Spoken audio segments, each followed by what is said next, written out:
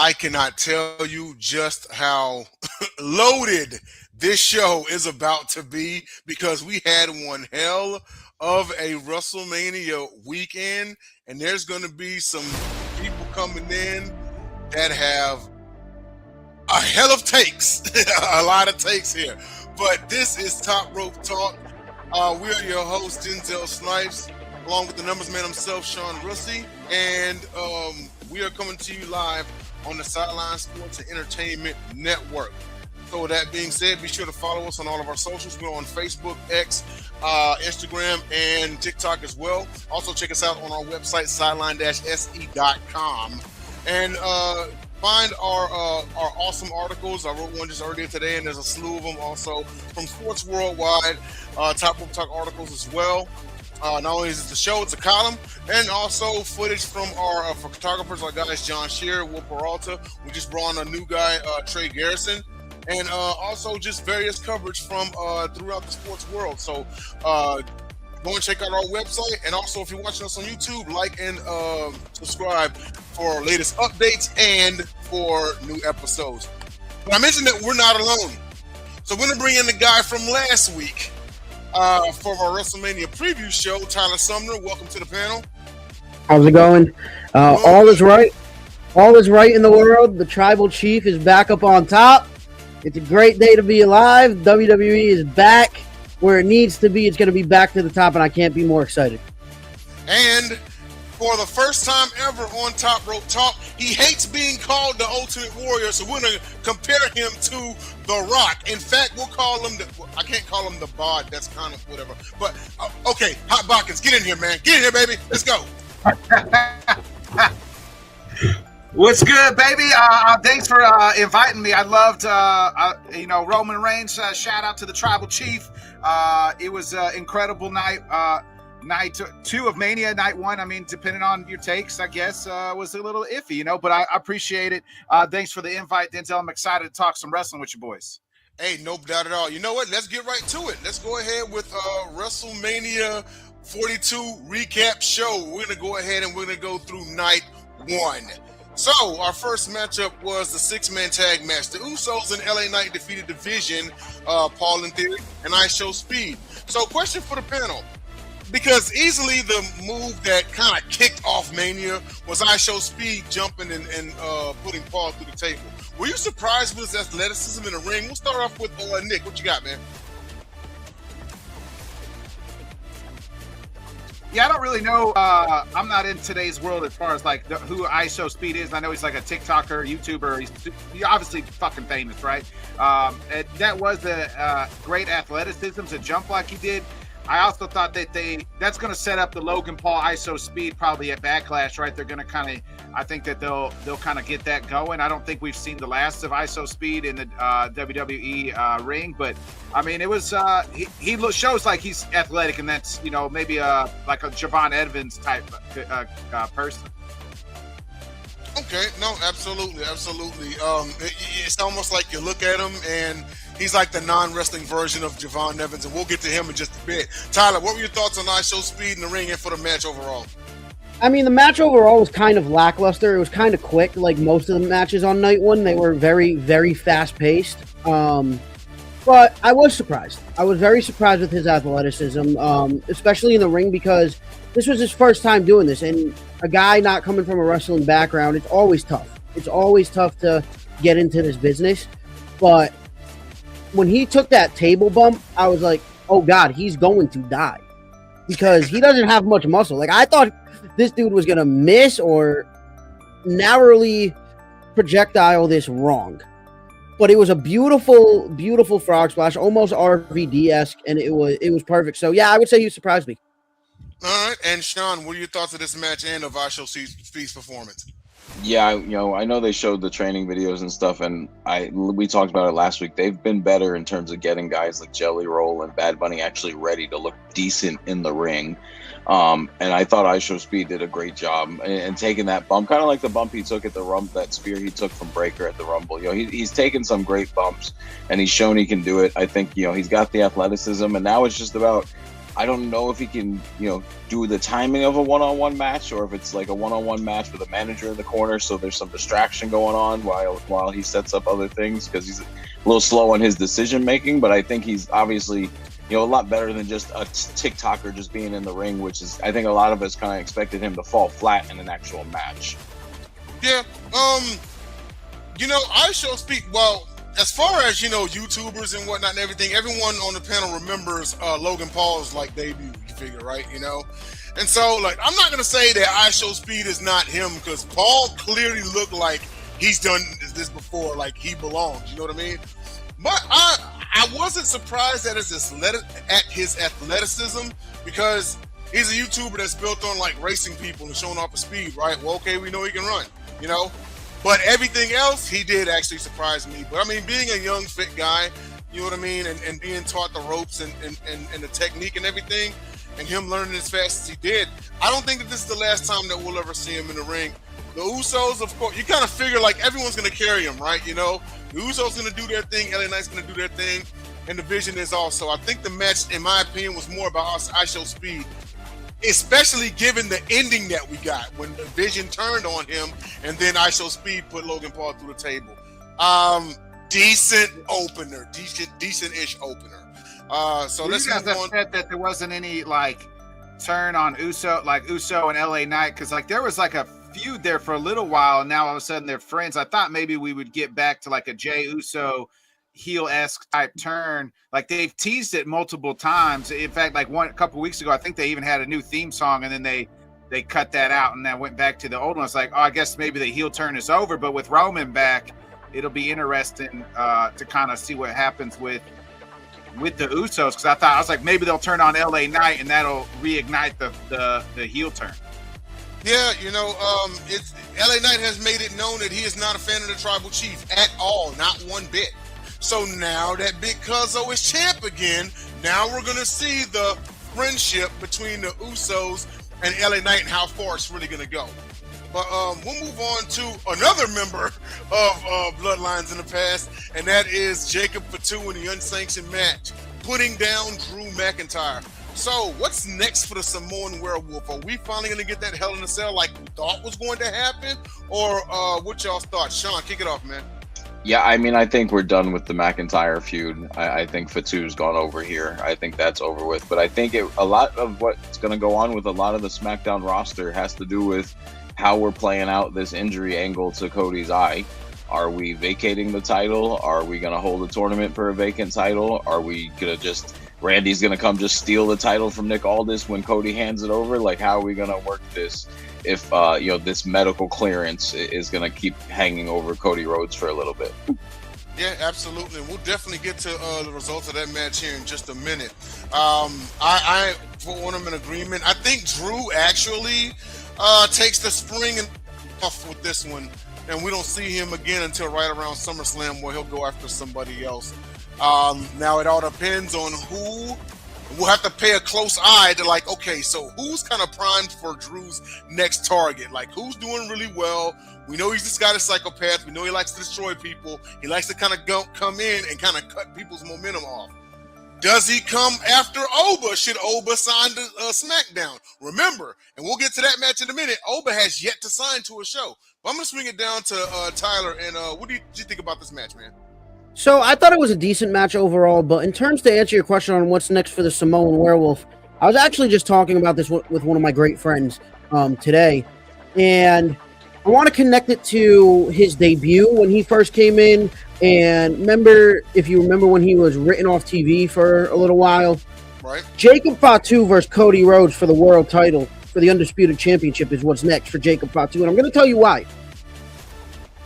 When Jacob Fatu first came into the WWE, who did he take out?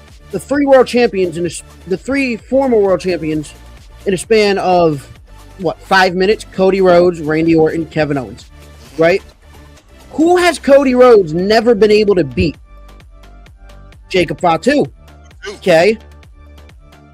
Then Jacob Fatu goes out a number of months later. I believe it was either October or November, and he says, I want next. He calls a shot at Cody. Then later in that night, Cody's nowhere to be found, but all of a sudden, Jacob's lying bloodied up underneath staging equipment. Right? True. I'm telling you right now. And then all of a sudden, Cody said that Drew did it without any evidence. Just said Drew did it. Cody Rhodes was the one that took out Jacob Fatu because he's afraid of Jacob Fatu. Because he knows Jacob got his number and Jacob can beat him. I think what's next for the Samoan Werewolf is that undisputed championship wrapped around his waist by the Royal Rumble.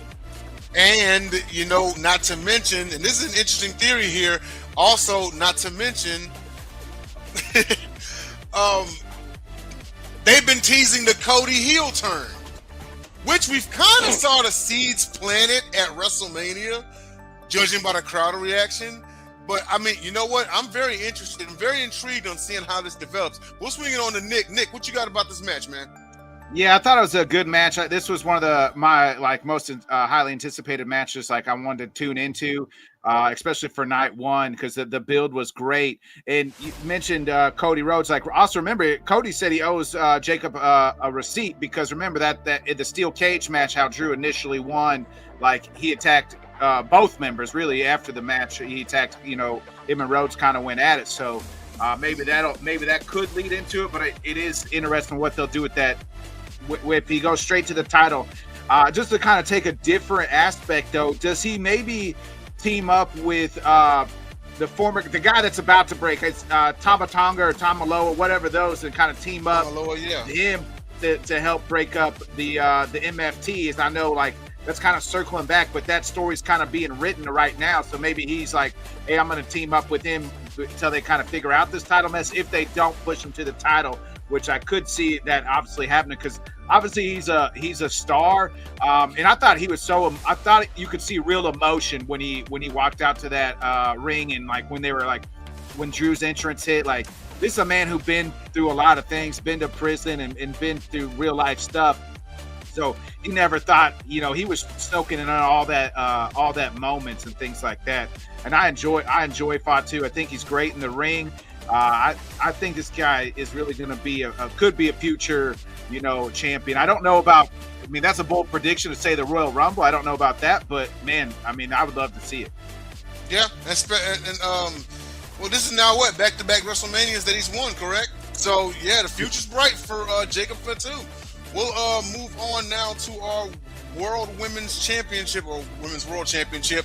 Liv Morgan has won back the title she never lost. She is the new World Women's Champion.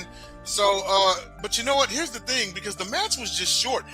That match never crossed 6 minutes, or even in the 7 minutes. But I don't know, Sean. What was your thoughts about this match, man? Yeah, so we can talk about this more in depth after we've talked about the matches. And I've looked at it, especially being the numbers guy here. I had to look at it, but the wrestling time over the 2 days was actually pretty close to the wrestling time last year. Some of the matches were super quick, but the wrestling time in ring, because a couple matches went long, actually matched the wrestling time we got last year. Oh, okay. But in terms of Liv and Stephanie, I was very surprised by this because I figured Dom is definitely losing on Sunday to the Demon. The Judgment Day seems to be in shambles. It's a great time to have Raquel and Liv go off and do their own little feud. And I thought it was way too early to have Stephanie's reign end here.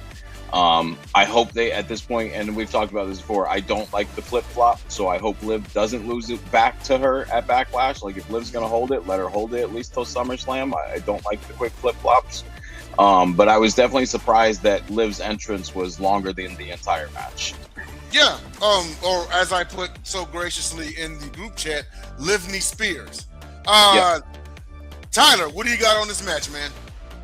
This was one of my more okay, this is going to be a great wrestling match. They're going to go at least 15, 20 minutes. I thought this match would go longer, given that Stephanie Vaquera has put the women's division of Monday Night Raw on her back for the better half of, 6-7 months, right? Mm-hmm. My problem is this. Why do a whole long entrance when you're only giving the match 6 minutes? Stephanie Vaquera's entrance was way better than Liv's, and it was quick. It was quick, right?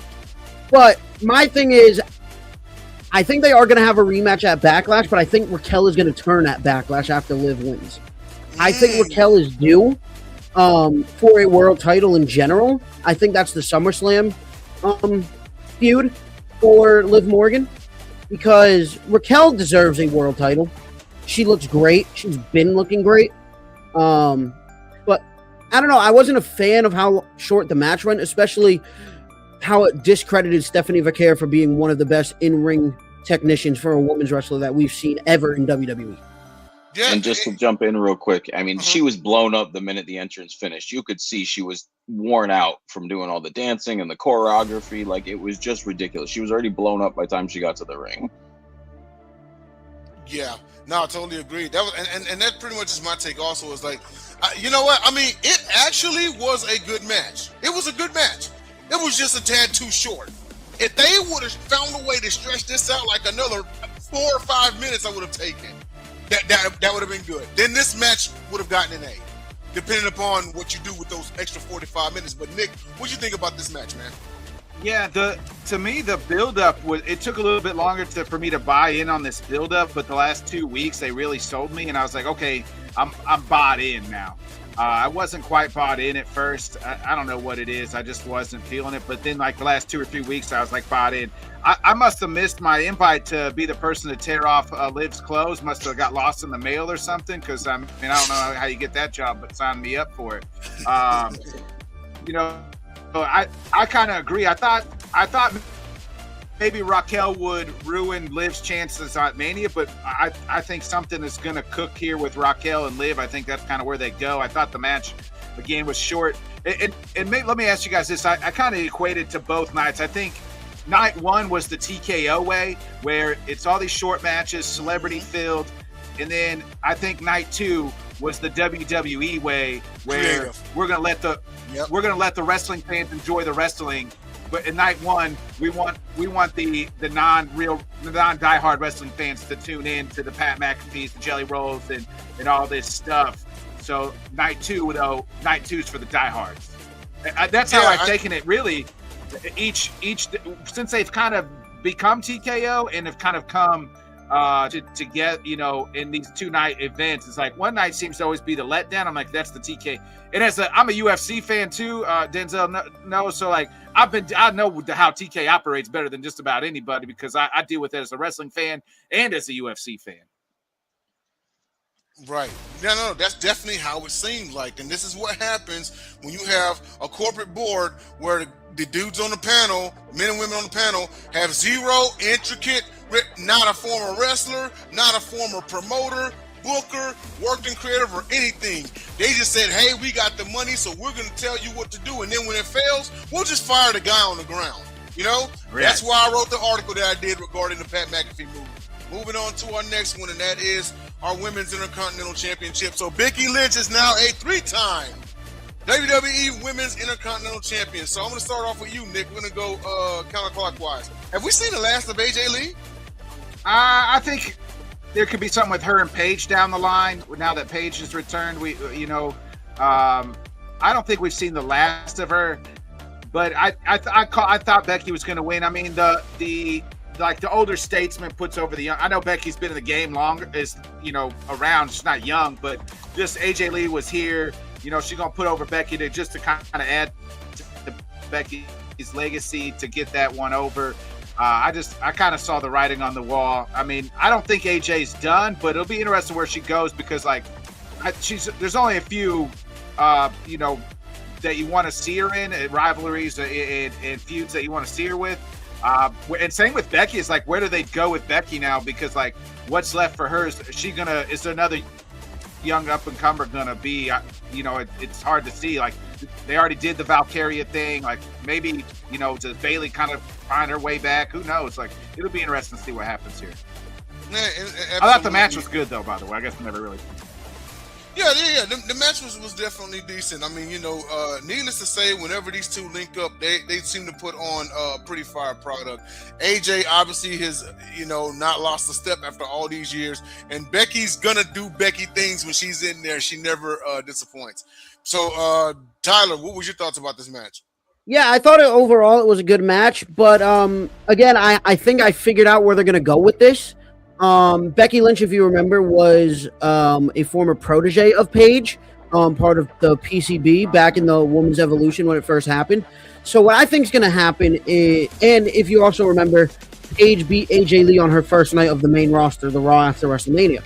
What I think is going to happen is Paige and Brie Bella are going to drop the women's tag titles to Bayley and Lyra somewhere along the road to SummerSlam. And Paige beats Becky Lynch at SummerSlam. But Okay. leading up to SummerSlam, I think AJ Lee is going to return, but she's not going to call her who she wants until after SummerSlam. And I think Okay. at Survivor Series, it's going to be Paige versus AJ Lee for the Women's IC Championship. And turning back the clock to the Yep. the mid 2010s on that. Exactly. Sean, what was your thoughts about this match, man? Yeah, I expected Becky to go over here. I think AJ is probably going to drop into that more specialty role where she shows up for big time events and big time spots. I haven't seen anything about what Paige's contract looks like, but I kind of wonder: is this a full time thing? Is this just fill in till the other Bella is healthy? Are we actually going to see a couple one on ones with Paige? It'll be interesting to see because what they've done in the past, especially with like you figure Trish, she came back was like a 2.5 month run. I wonder if this is kind of a short run for Paige and we get her till SummerSlam and then she kind of goes away and comes back a couple more times like Trish has done over the last couple of years. But I could definitely see them doing one Paige AJ Lee match down the line or like at one of their themed Saturday night main events that they like to do, kind of like Cena's farewell thing where they did the whole NXT guys. So I could see that, but definitely it'd be interesting to see how they use them since they are older acts, but just based on their historical, how they've used them recently, I think it's more of a Trish Stratus thing now for both of them. Yeah, no, most definitely agree. I mean, like I said, it was a good match. It's just all that it's like because AJ Lee and Paige, they come from the same era. So with them both in the WWE now, I'd love to call it the Federation again, like the good old days, but it is WWE. But with them both now back in the camp, it's almost like they're kind of destined to meet later on down the line. Maybe we'll see them in Minnesota at SummerSlam, but definitely more to come on that one. And speaking of which, we're going to move on to our Women's Tag Team Championship. So Paige comes back and replaces an injured Nikki Bella, and then her and the other Bella twin win the Tag Team Championship match. I would call this a filler match if it weren't for the return of Paige, to be honest with you. It was decent, if you got up from your seat to go get a beer, you missed Paige coming back, but you came back to see her in the ring, the initial reaction, and the music and all. At first when it came on, I was like, who is that? I was like, oh, it's Paige. So AEW couldn't do anything with her. She came back to WWE. Cool. Comes on back and wins one half of the tag titles. Sean, what were your thoughts about this match, man? Yeah, I mean, and it's one of those things we've talked about. How else do you get the belts off these two gigantic women? Like they're the Andre the Giants of the women's division. Like it's hard to sell like, oh, a team beat them one-on-one without shenanigans. Like, so this is the best way to not only protect them, but to also have a way to get the belts off them because, most likely, and like we saw, they're not going to be involved in the final decision. And then they could feud with them and probably eventually these two get the belts back. But it's a hard place. Every time Nia has the world title or a title, it's a hard place to get it off of her because who's realistically beating you when the size difference is so ginormous. But I thought it was a decent match. I thought from the day the Bellas returned, okay, they're putting gold around the waist. That's what TKO wants on this one. But that's kind of how I felt about it. Okay, not bad at all. Always good to see Paige again. And I mean, at the end of the day, Lash Legend is going to be one of those ones to watch out for. You know what I mean? And whenever she's paired up with someone, elder, like an elder statesman, like Nick says, like Nia Jax, you can bet that she's feeding her like all the game. I mean, Lash is going to be the future of that women's division. But Tyler, what were your thoughts about this match, man? First of all, before I give you my thoughts on this match, I just want to say thank you to Triple H and WWE for not Def Rebeling Paige's theme song because I missed that theme song so much, and it is such a good gym song. Like, when it just goes, I'm like, yes, we're back. But, no, when Paige came out, I kind of figured this was going to happen because it was reported earlier during the week that Paige re-signed with WWE by Sean Ross Sapp of Fightful Select. So I kind of figured she was coming back for this reason. But I'm happy. I'm very happy Paige is back. She was one of my favorite women's wrestlers growing up. And it is good to see her back and work her way back to the WWE. All right. And then moving on to Nick. I mean, clearly, you got Paige return being the star of the match here. Is there anything else other than Paige that maybe stood out to you? Yeah, I noticed Alexa Bliss took the fall, right? So are they going to now show in the like Charlotte's going to blame Alexa for taking the fall, or and so into this that start their feud as like we used to be friends, and now does Charlotte kind of turn on Alexa as far as starting to blame her for their losses and not being the champ? So that's kind of what stood out to me. I'm kind of with you guys. As soon as the Bella Twins returned, I think we all, if you're watching wrestling long enough like that, they didn't come back just to come back. They probably come back to win the tag titles, lose the tag titles, and then disappear. But we didn't get the full Bella Twins, so that was kind of having Paige in there was nice. And hopefully Paige sticks around, and maybe that once the whatever Bella's hurt, Nikki Bella is when she comes back, does Paige just like, hey, it's yours, and steps away? How does that'll be interesting how that works out. Or do they lose the titles and the Bellas get it back at SummerSlam and then lose again and then go away? I don't know, but it'll be interesting. I think WrestleMania was just kind of clunky. I would love to have been the fly on the wall and want to know what all the original plans were, from like the Vision stuff to everything, because the last 3 months have just been riddled with a bunch of injuries, 3 to 4 months. And it's just, I would have loved to just sat on the wall and just been like, I wonder what the original plans were for Mania. Yeah, no, that's a fair enough question, because injuries totally did play a part. And speaking of injuries and returns, now we're going to move on to the match that I feel was the only A rating in night one. Gunther defeated Seth Rollins due to returning Braun Breaker. Mind you, they booked this match within 24 hours of Braun being medically cleared. Had they just waited, then Braun would have been available. But the question here is, should Rollins keep his sights on getting revenge on Gunther, or should he just go straight out the Breaker? Nick, you got it, man. What you got? Yeah, it goes back to Breaker, right? And Gunther got what he wanted. He got the match, and then Paul Heyman owes him a favor, and who knows what that'll be. There's always speculation of what it'll be. But yeah, I think I didn't mind that. I was hooked in on the Gunther, why Gunther chose Rollins. They did a good job in 2 weeks of kind of explaining why Gunther did what he did. And on the Go Home show on Monday, I was like, okay, I went into this one thinking sign me up, because Seth Rollins is, when he's healthy, and he's one of the best in the ring, and Gunther is too.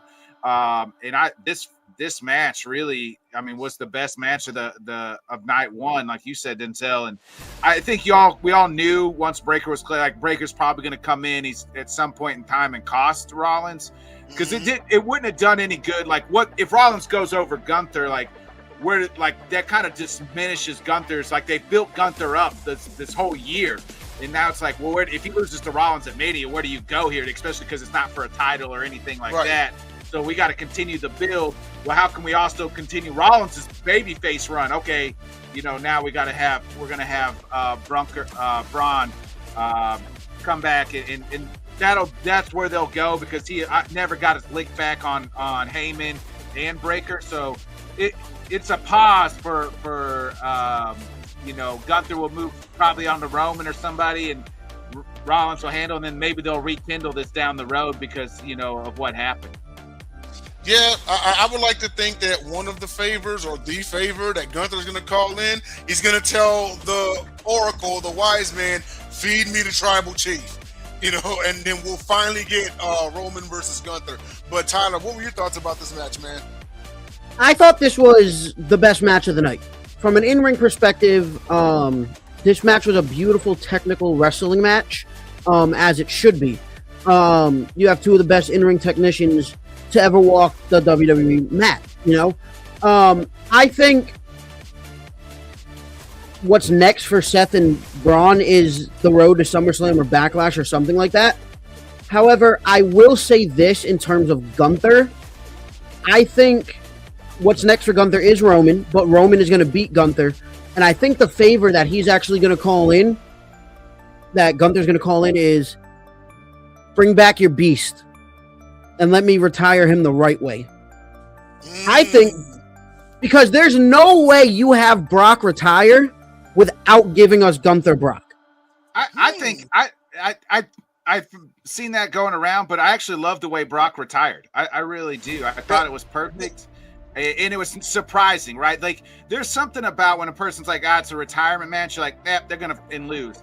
Like, him losing to Oba and putting Oba over was perfect for me. And I know we're going to talk about that here in a little bit, but I just thought it was the way Brock, just kind of pushed back on what you're saying. The way he retired was perfect for me. Like, I was like, oh, shit, he's done. And Brock, just knowing Brock the way I followed him through all these years through WWE, UFC, and everything else, it's like he wants to just go back and go kill deer and elk and hunt and be left alone in Saskatchewan, Canada, and and raise these children that are about to be gold medalists in about every sport you could think of. Yeah, pretty much. We'll get to that here in just a second. Sean, your thoughts on Gunther versus Rollins? You think Rollins should go after Breakker or go get revenge on Gunther?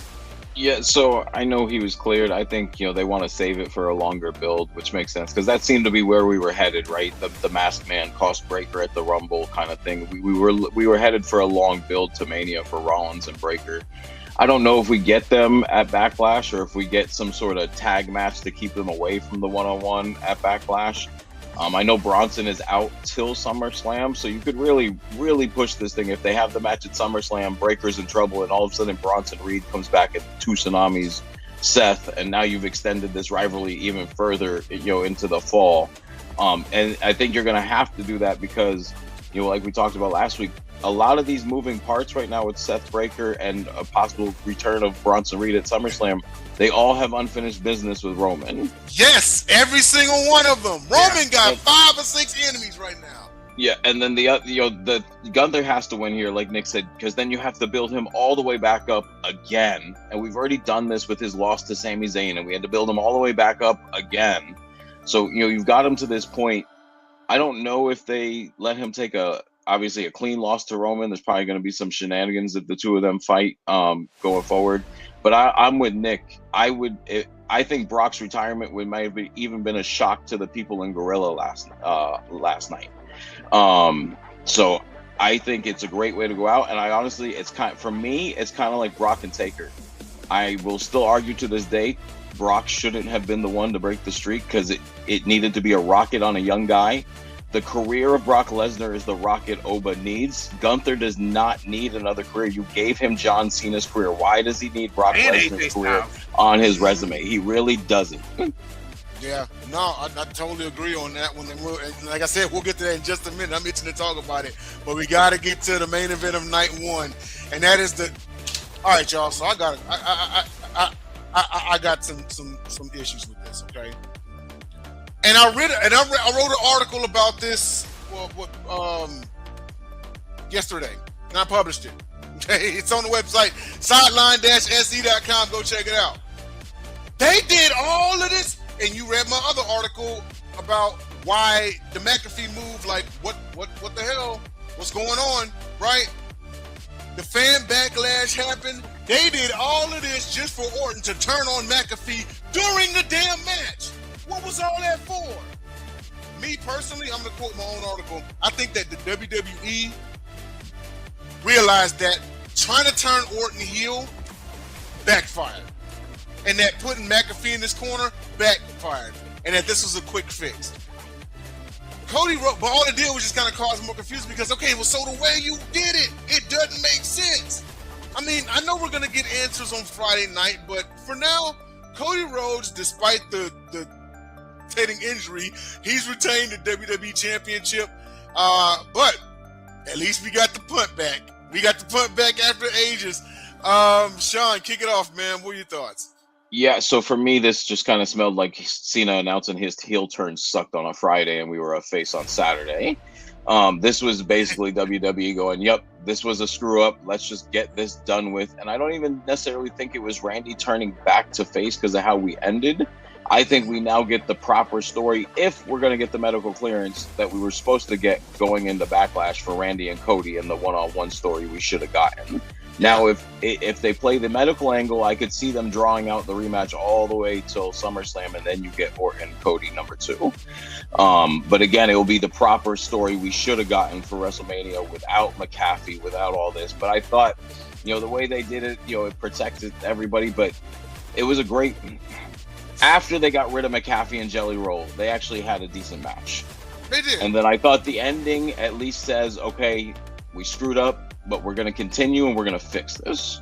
Yeah. I mean, I'll give it an A for effort. You know what I'm saying? And if I could have a conversation with either one of them, I'll just say, listen, I don't blame you for trying. I'll give you an A for effort for trying to fix it. But you do realize the damage you did before, this is what set this up. So if this still looks screwed up, well, you should have did what you did weeks ago.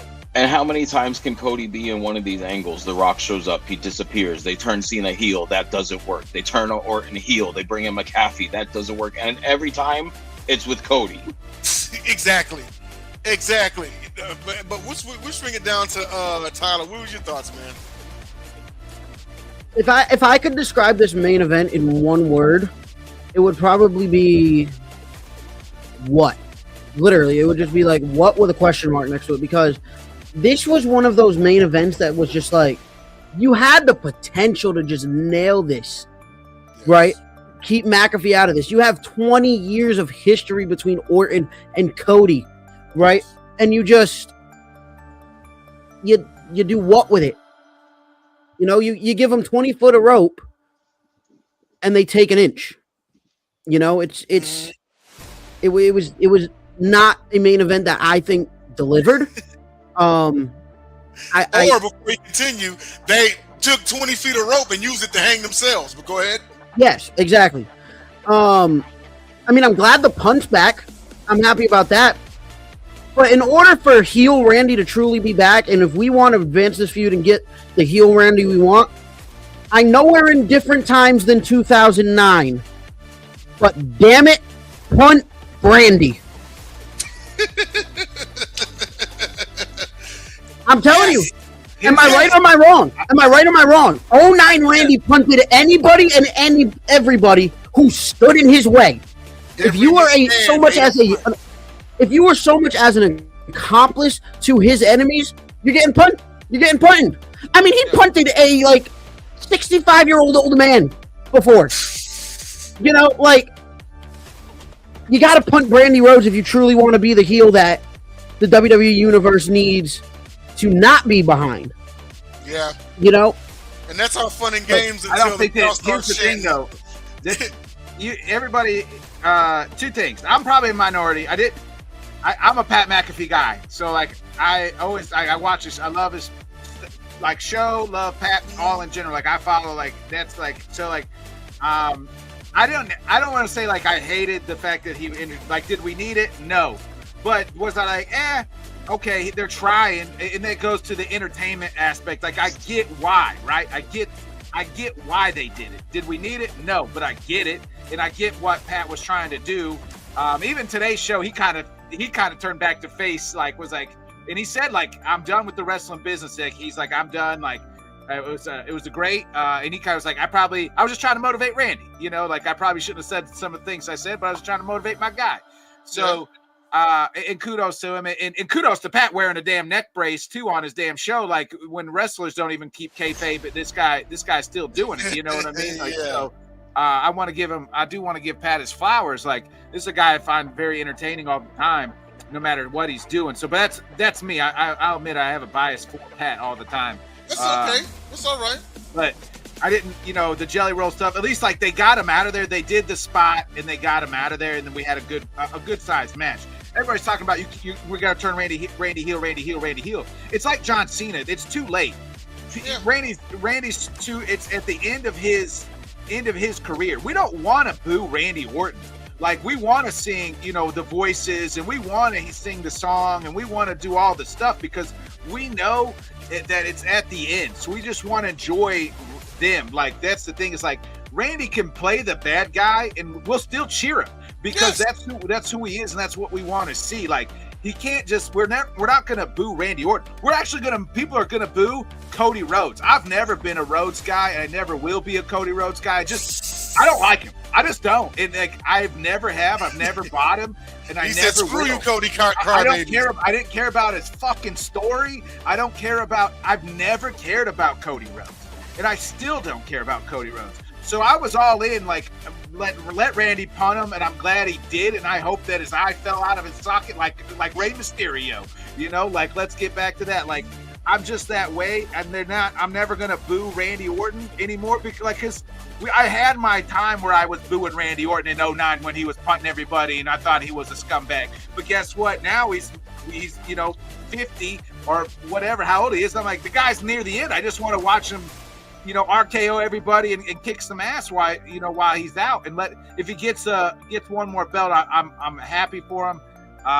But yeah, that's kind of where I was at. I thought the match was good, and the way it ended, I thought, hey, I wonder where this goes now. Like, this story's not done, so now we're going to get more time without hopefully all the BS shenanigans. Yeah, no, I totally agree. Great takes, you guys. And before we take a commercial, I'll just say this much. I'll end it with this. Tyler, you say the way for him to truly go heel is to punt kick Brandy. That's all fun and games until the crowd starts chanting one more time. One more time. Right, and that's what they're gonna do.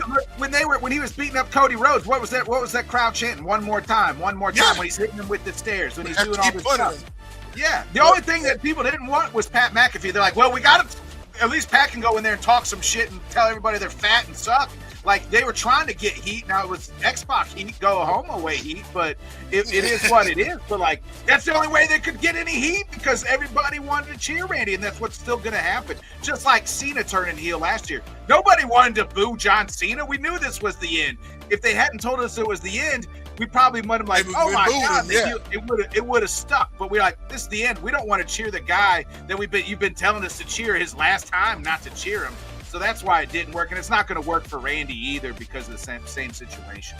The same sentiment, and not to mention Orton and Cena come from the same era. It's the exact same shit. But hey, we're going to take a commercial break, and then we'll be right back for some more Top Rope talk, and it's about to get real because we're going to dive into night 2. Stay tuned. Sideline Sports live every Tuesday night at 8:30 p.m. Eastern Time. It's not a great league, the American League. The National League is far and away better. I know we have those 4 games in All our right, John, I'm book. going to stop you there. The Orioles haven't gotten to the World Series. No, I'm just saying, like if you're a decades, fan so- of any team, Cam Newton's always. Oh my gosh, you just say that name and I know something stupid's coming there. 8,000 points a game. What is Dragon Ball Z's in the WNBA now? It's in the dog pile. Stuff happens in the bottom of that Hey, pile a you lot don't of even stuff. want to know about. You get spit on, you get poked, Spit you on, get poked your in the hair eye, is in the pulled. ear. Yeah. You get, yes. He's not a leader. He's a child.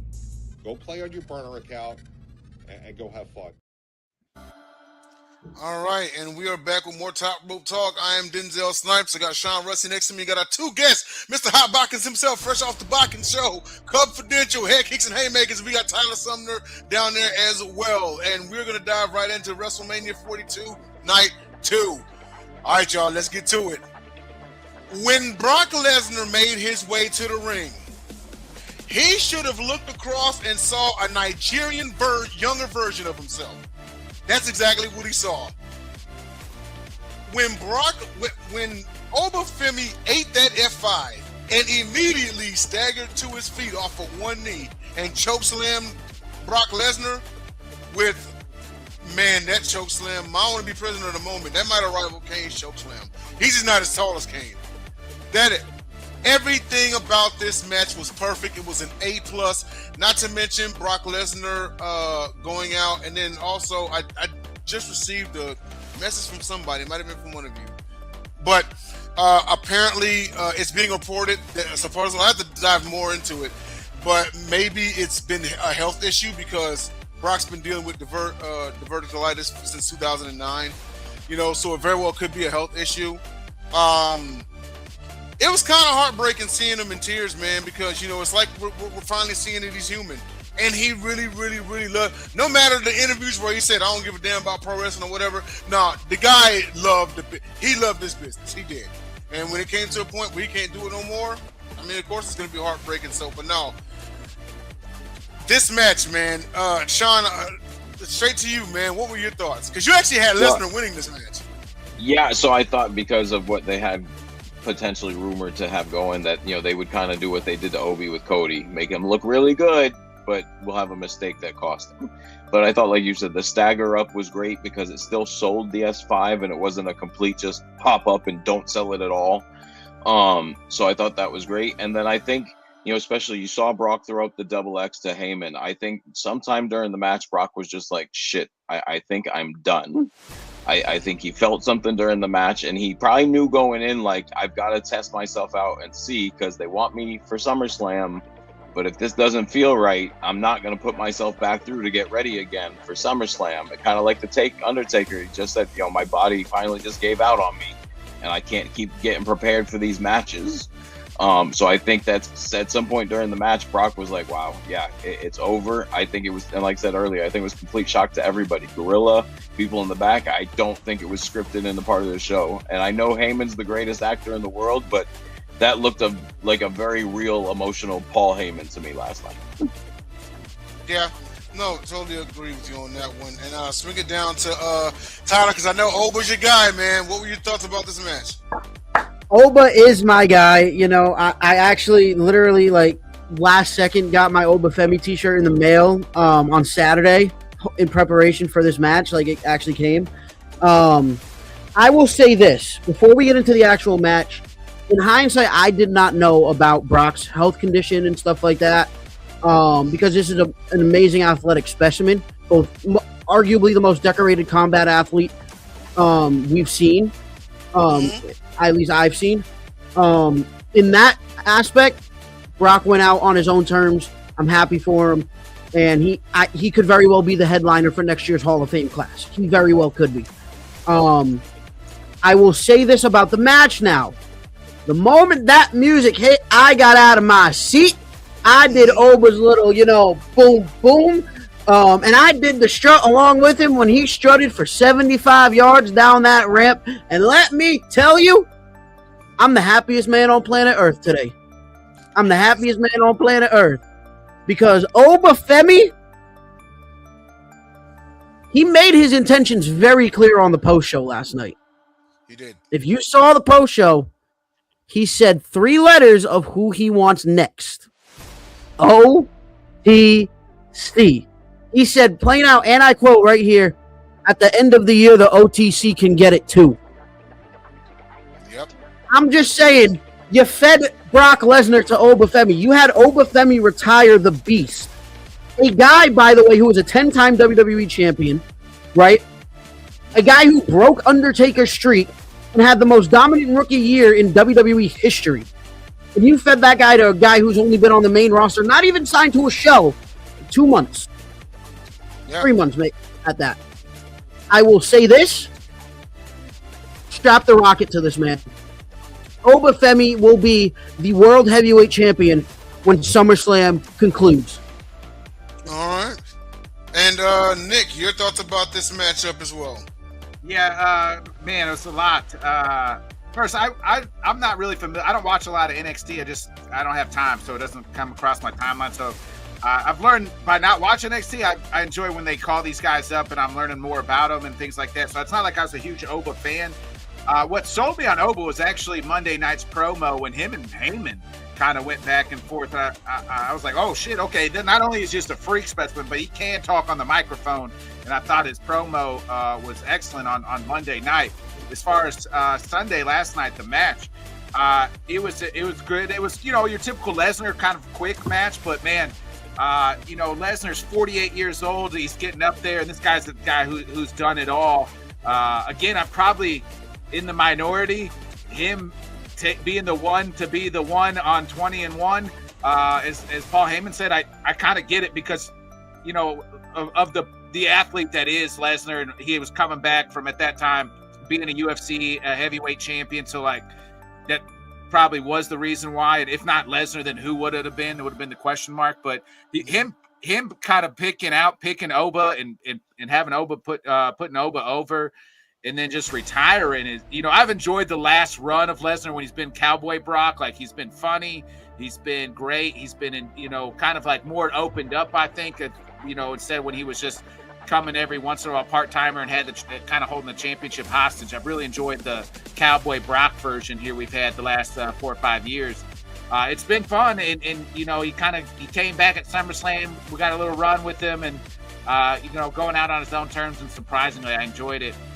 I thought it was perfect retirement, and you know, seeing him and Heyman really be, you know, embrace each other, and him throwing up the X kind of makes me think like, you know, that's kind of off script, and you know, we're done here, and you know, see you later. You know, tip our cap to one of the best to ever do it. I don't, you know, for whatever reasons, you know.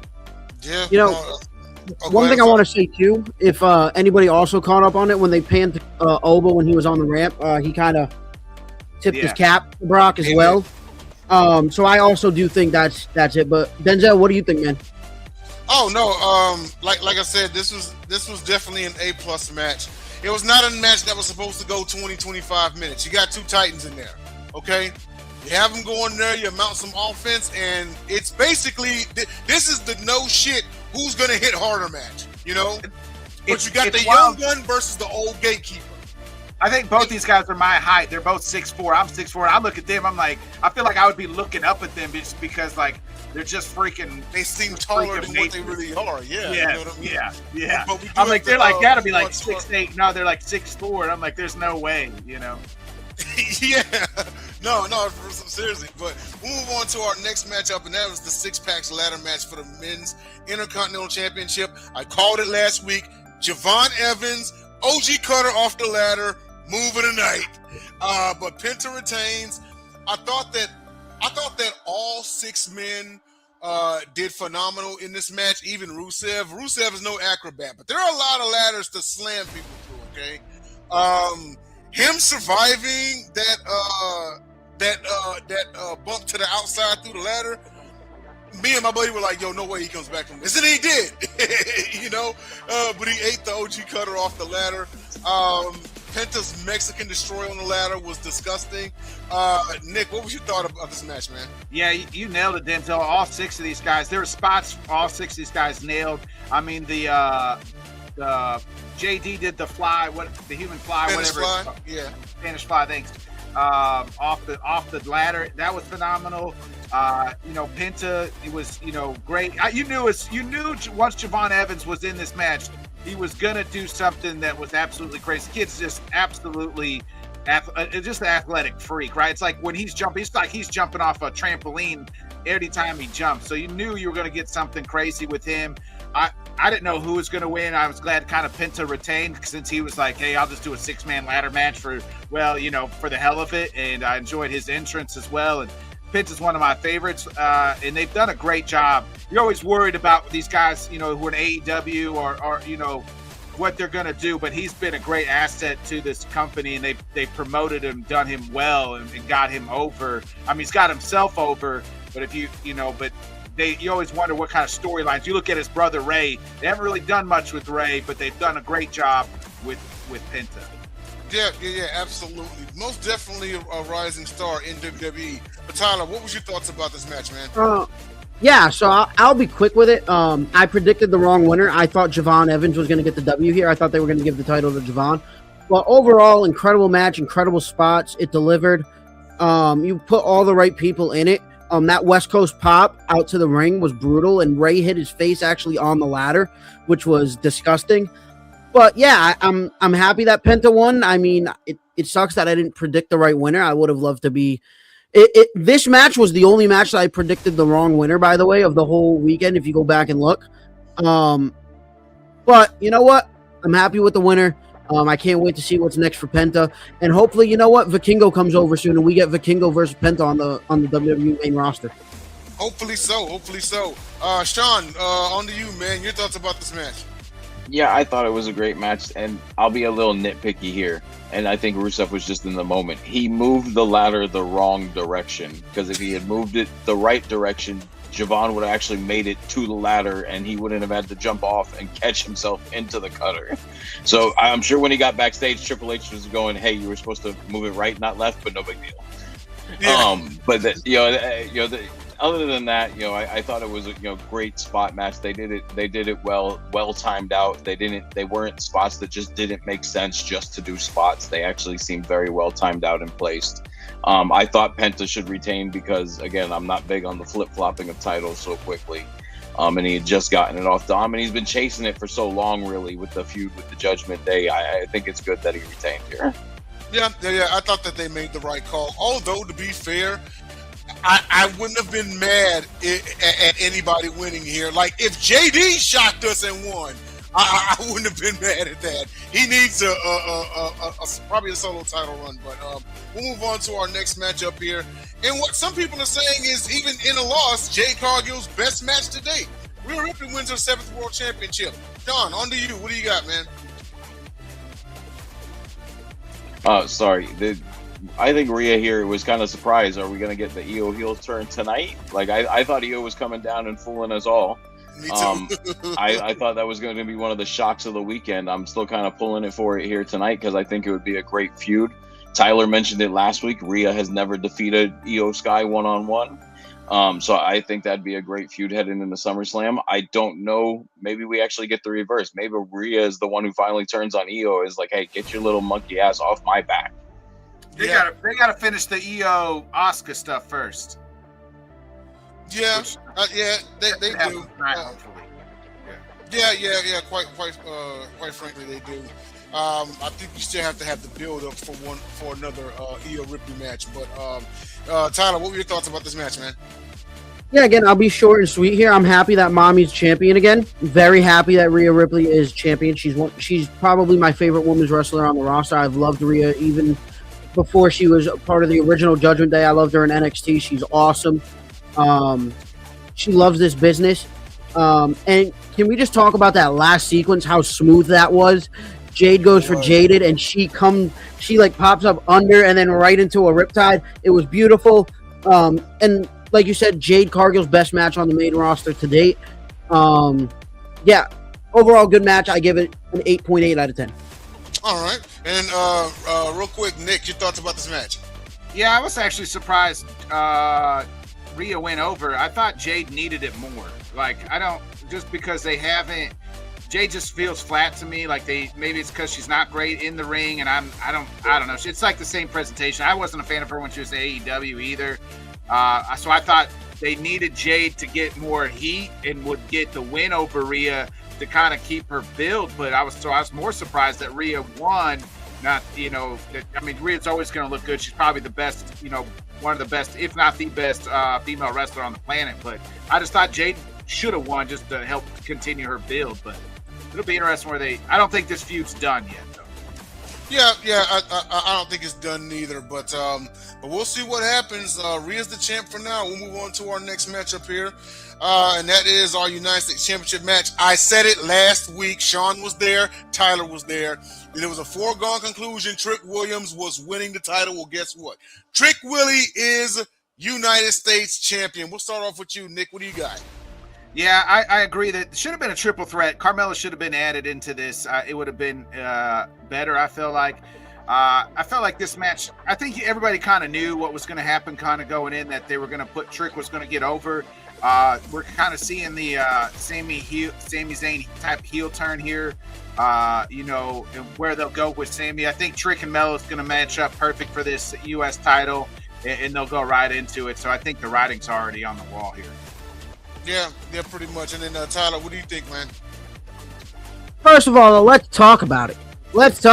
Trick Willie with his lemon pepper steppers is the new United States champion, and it feels so good. I don't think it's going to be a triple threat at Backlash. I think it's going to be a one-on-one between Trick and Melo.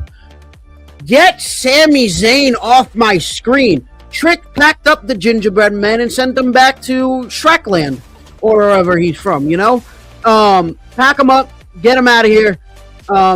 It's time that we get the proper Trick Carmelo Hayes main roster feud, and I think we're going to get it at Backlash. I think it should have been Trick versus Carmelo in general one-on-one at Mania. That's what it should have been.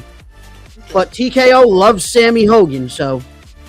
Indeed. Sean, your thoughts about this match, man? Did they make the right call? Yeah, like you said, it was kind of premeditated that this was what was going to happen. And I agree with Nick. Sammy's heel turn is definitely loading up here.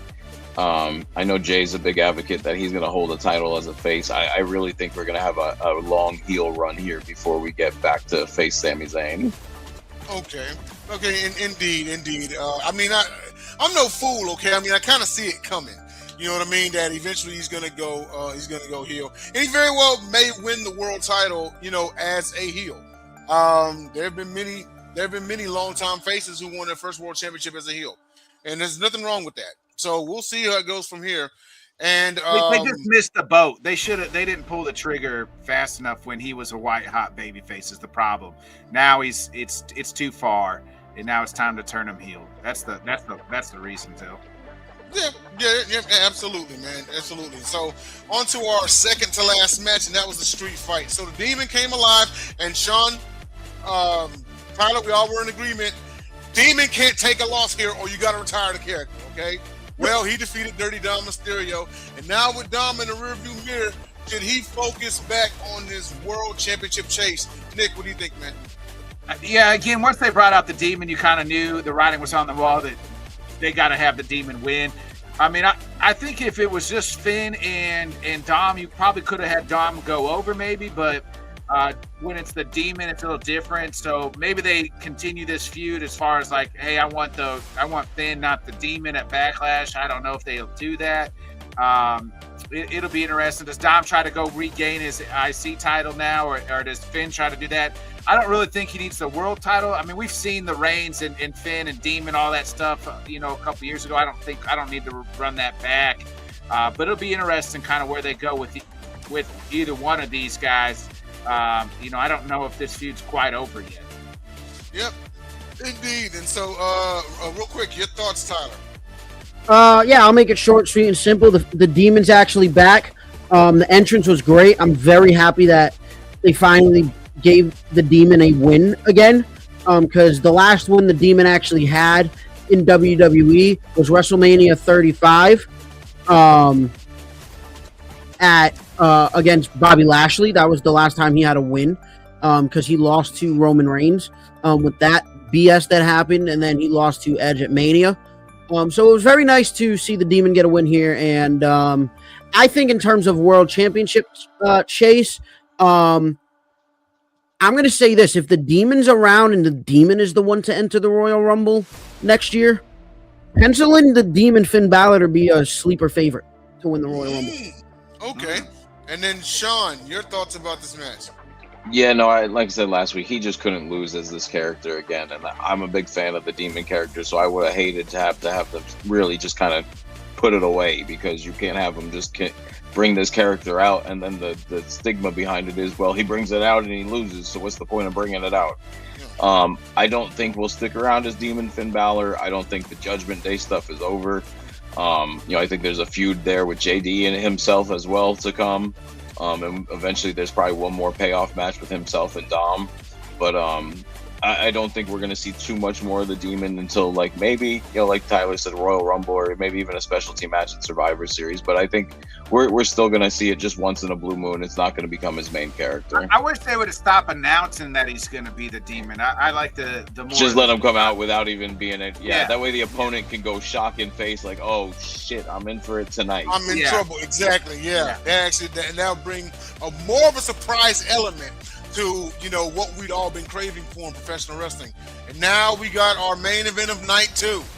We know the OTC won the Royal Rumble. We know he won the championship last night. But my focus, and mind you, talk about anything you want on this one, but you notice Punk had the match won, but he just simply ran out of gas. Punk 10 years ago would have put Reigns away. He would have had enough fuel in the tank. So is him running out of gas a sign of time running off of Punk's career? Sean, starting with you. So one, I think, it was a great match. I don't think we expected much less from Roman and Punk. They went almost 40 minutes and really not a whole lot of rest time in there. A little bit here and there, obviously laying on the tables and stuff, but they really went at it for a good bulk of the 35 minutes. And it was really something that I saw one of the news outlets, say it was really a wrestling masterclass that these two put on compared to the rest of the card when you look at it. And it had a little bit of everything. And I think at the end there, it just told the story Yeah, Roman's a little bit younger in terms of in-ring, experience and how long he's got on his body versus Punk's body. I think it just tells the story like, yeah, Punk gave it all he could got. He wasn't gonna quit. He wasn't gonna tap out, but his body just said no more. I think we don't get any rematch of this for quite some time. Punk's probably going away for a little bit, come back around SummerSlam. But I think they did it, they did it right.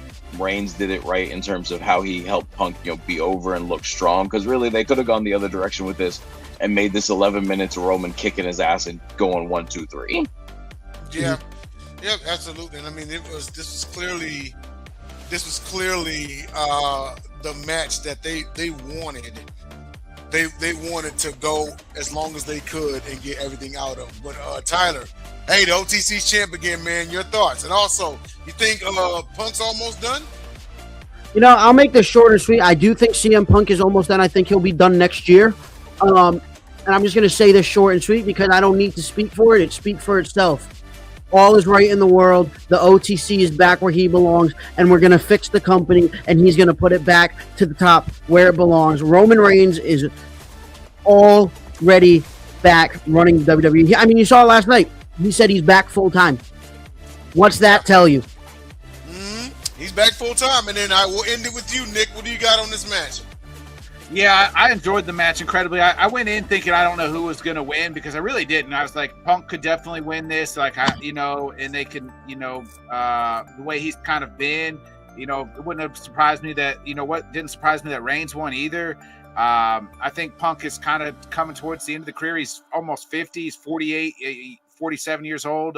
So he's kind of the twilight of his career. He's kind of seen it all. He did what he came back to do, right? Win a title.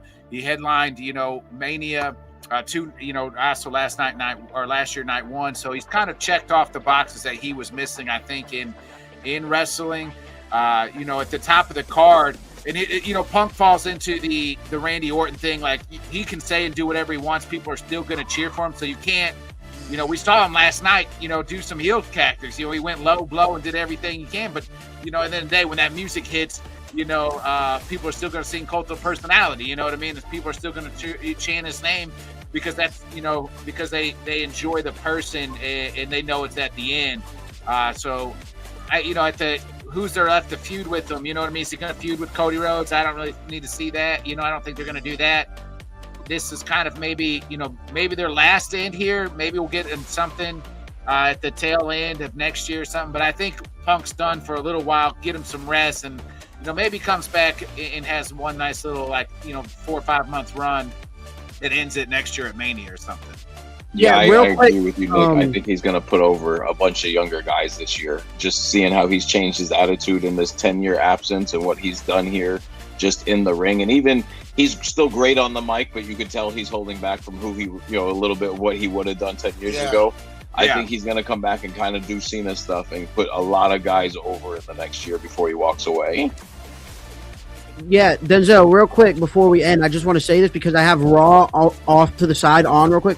Oba just kicked off Monday Night Raw and just simply said one thing, and then he dropped the mic. He just said, "Your ruler has arrived," and he just dropped the mic and walked out. Yep, I saw it right next to him on the television. He just said that and then just walked out of the building, y'all. We are in for a hell of a ride. I know we're a little over tonight, ladies and gentlemen, but it was a great show. Nick, thanks for showing up, man. You got to come back and talk more wrestling with us sometime. Tyler, once again, it's always been a pleasure. Thank you, everybody, for tuning in to Top Rope Talk. And we will see you all next week for Monday Night Raw. What is it? Yeah, Monday Night Raw preview. But enjoy Raw tonight, and we will see you next week. Peace.